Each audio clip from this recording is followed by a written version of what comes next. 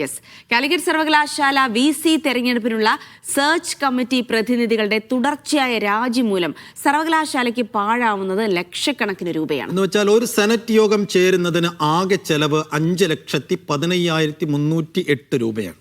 ഇതുവരെ നടന്ന 3 യോഗങ്ങളിലായി ചെലവായത് 15 ലക്ഷത്തിലധികം രൂപ. സർക്കാർ ഗവർണർ തർക്കത്തിൽ വൻ സാമ്പത്തിക നഷ്ടമാണ് സർവകലാശാലയ്ക്ക് ഉണ്ടാകുന്നത്.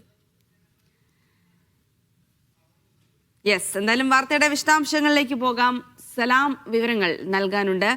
സലാം, ഇതിൽ ഏറ്റവും പ്രധാനം നമുക്കറിയാം, സെർച്ച് കമ്മിറ്റി രൂപീകരിക്കുന്നു, അതിൽ നിന്ന് സർക്കാർ പ്രതിനിധി പിന്മാറുന്നു, പിന്നീട് വീണ്ടും മറ്റൊരാളെ കൊണ്ടുവരുന്നു. അങ്ങനെ പലതരത്തിലുള്ള രാഷ്ട്രീയ നീക്കങ്ങൾ സർവകലാശാലയിൽ നടന്നുകൊണ്ടിരിക്കുമ്പോൾ അത് ഒരു രാഷ്ട്രീയ നീക്കത്തിനപ്പുറത്ത് സംസ്ഥാന ഖജനാവിന് ഇത്രയും കനത്ത നഷ്ടമുണ്ടാക്കുന്നത് കൂടിയാണെന്നും കൂടെ വ്യക്തത വരുന്നു അല്ലേ?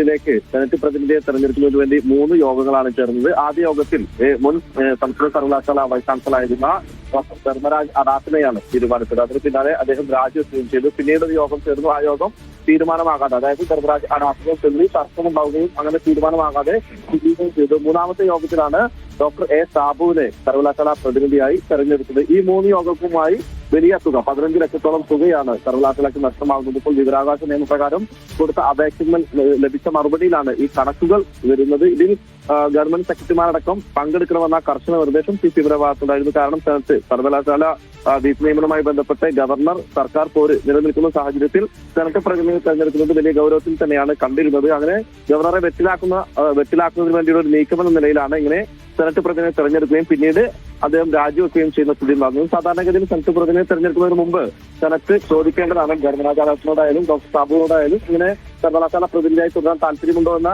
അവരോട് ചോദിച്ചതിനു ശേഷമായിരിക്കില്ലേ ഇങ്ങനെ സെനറ്റ് പ്രതിനിധിയെ തെരഞ്ഞെടുക്കുക. എന്നാൽ പിന്നീട് ഈ തെരഞ്ഞെടുപ്പിന് ശേഷം രാജിവെക്കുന്ന സ്ഥിതിയാണ് ഉണ്ടായിട്ടുള്ളത്. ഇപ്പോൾ നിലവിൽ ഡോക്ടർ എ സാബു രാജിവെച്ചിട്ടുണ്ടെന്നാൽ അദ്ദേഹത്തിന്റെ രാജി സ്വീകരിക്കാൻ ഗവർണർ ഇതുവരെ തയ്യാറായിട്ടില്ല. കാരണം സെർച്ച് കമ്മിറ്റിയിൽ നിന്ന് പിന്നീട് ഈ സർക്കാർ പ്രതിനിധിയായിട്ടുള്ള ഒരാൾ അല്ലെങ്കിൽ സർക്കാരിന്റെ ഭാഗമായി നിൽക്കുന്ന ഒരാൾക്ക് രാജി നൽകിയാൽ അത് ഗവർണർ സ്വീകരിക്കണോ വേണ്ടയോ എന്നുള്ളത് ഗവർണറുടെ വിവേചനാധികാരത്തിന്റെ ഭാഗമാണ്. അതുകൊണ്ട് തന്നെ നിലവിൽ ഇതുവരെ രാജി സ്വീകരിക്കാൻ തയ്യാറായിട്ടില്ല. ഏതായാലും വലിയ തുകയാണ് സർവകലാശാലയ്ക്ക് യോഗങ്ങൾ സംഘടിപ്പിക്കുന്നതിന് വേണ്ടി ചെലവാകുന്നത്. ഗവൺമെന്റ് സെക്രട്ടറിമാർ മാത്രം അലവൻസായി കൈപ്പറ്റിയിരിക്കുന്നത് 2.85 ലക്ഷം രൂപയാണ്. അതായത് ഒരു സെക്രട്ടറിക്ക് 13,592 രൂപയാണ് അലവൻസായി ഒരു യോഗത്തിൽ പങ്കെടുക്കുന്നതിന് വേണ്ടി നൽകേണ്ടത്. അങ്ങനെ 7 സെക്രട്ടറിമാർ ഈ 3 യോഗങ്ങളുമായി പങ്കെടുത്തിട്ടുണ്ട്. അങ്ങനെ ആ പങ്കെടുത്തതിന്റെ കണക്കാണ് 2.85 ലക്ഷം രൂപ.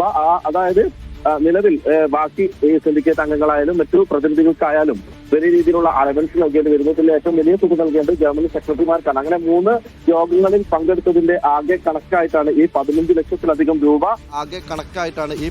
ലക്ഷത്തിലധികം രൂപ സർവകലാശാലയ്ക്ക് ചെലവായി വരുന്നത്. ഏതായാലും ഈ സർവകലാശാല VC നിയമനത്തിനുള്ള സെനറ്റ് പ്രതിനിധിയെ തെരഞ്ഞെടുക്കുന്നതിന് വേണ്ടിയുള്ള ഈ യോഗങ്ങൾ കൂടുന്നതിന്റെ ഭാഗമായി വലിയ തുക സർവകലാശാലയ്ക്ക് നഷ്ടം വരുന്നു. അതോടൊപ്പം തന്നെ തെരഞ്ഞെടുക്കുന്ന പ്രതിനിധികൾ ഈ നിലവിൽ ഈ സെനറ്റ് പ്രതിനിധിയായി തുടരാനുള്ള താല്പര്യം കാണിക്കുന്നുമില്ല. കാരണം നേരത്തെ തന്നെ ഇത് സർക്കാരും ഗവർണറും തമ്മിലുള്ള VC നിയമനത്തിൽ ചൊല്ലിയുള്ള തർക്കത്തിന്റെ ഭാഗമാണ് ഇങ്ങനെ രാജിവെക്കുന്നത്. ഗവർണറെ വെട്ടിലാക്കുക എന്നുള്ളത് തന്നെയാണ് ഈ സർക്കാരും ലക്ഷ്യം വെക്കുന്നത്. ആ രീതിയിൽ യോഗങ്ങൾ തുടർച്ചയായി കൂടുന്നത് കാരണം സർവകലാശാലയ്ക്ക് വലിയ സാമ്പത്തിക നഷ്ടമുണ്ടാകുന്നു. ആ പ്രതിനിധി പിന്നീട് തുടരുന്ന സാഹചര്യം ഉണ്ടാകുന്നില്ല. നിലവിൽ ധർമ്മരാജാട്ടായാലും ഡോക്ടർ എ സാബു ആയാലും തിരഞ്ഞെടുക്കപ്പെട്ടതിനു ശേഷം ഈ കമ്മിറ്റിയിൽ നിന്നും രാജിവെക്കുന്ന സ്ഥിതിയാണ് ഉണ്ടായത്. ഇത് തന്നെയാണ് ഇപ്പോൾ സർവകലാശാലയ്ക്ക് വലിയ രീതിയിലുള്ള സാമ്പത്തിക നഷ്ടം ഉണ്ടാക്കുന്നു എന്നുള്ള ഒരു വിവരാവകാശ വിവരം കൂടി പുറത്തു വരുന്നത്. ഏതായാലും ഈ സെനറ്റ് തെരഞ്ഞെടുപ്പിന് വേണ്ടി ഇനി ഒരുപക്ഷെ ഈ നിലവിലെ സെർച്ച് കമ്മിറ്റിയിൽ നിന്ന് ഡോക്ടർ എ സാബു രാജിവെക്കുന്ന സാഹചര്യം ഉണ്ടായെങ്കിലും ഗവർണർ അതിന് അനുവദിച്ചിട്ടില്ല. ആ രാജി അനുവദിക്കുന്ന